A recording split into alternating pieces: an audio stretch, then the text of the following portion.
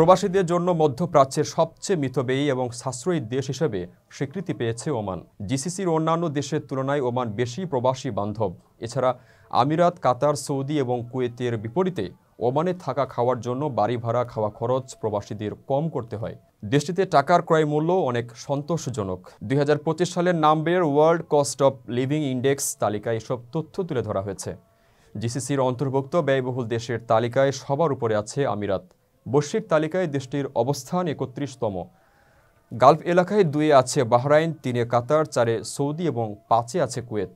ব্যয়বহুল হওয়ার দিক থেকে ওমানের অবস্থান 93তম। কস্ট অফ লিভিং ইন্ডেক্সে ওমানের অর্জিত পয়েন্ট 39.8। গত বছরের মাঝামাঝি পরামর্শক প্রতিষ্ঠান মার্সারের প্রতিবেদনেও প্রায় একই রকম চিত্র উঠে আসে। প্রতিষ্ঠানটির মতে বিশ্ব অর্থনীতিতে যে পরিবর্তন হচ্ছে, আন্তর্জাতিক পরিসরে কাজ করা প্রবাসী কর্মীরাও তা এখন হাড়ে হাড়ে টের পাচ্ছেন। ফলে ক্রমেই তাদের আয়ের চেয়ে ব্যয়ের বোঝা ভারী হচ্ছে। এরপরেও মধ্যপ্রাচ্যের অন্য শহরগুলোর তুলনায় মাস্কাটে ওমান প্রবাসীদের তুলনামূলক কম খরচ করতে হয়।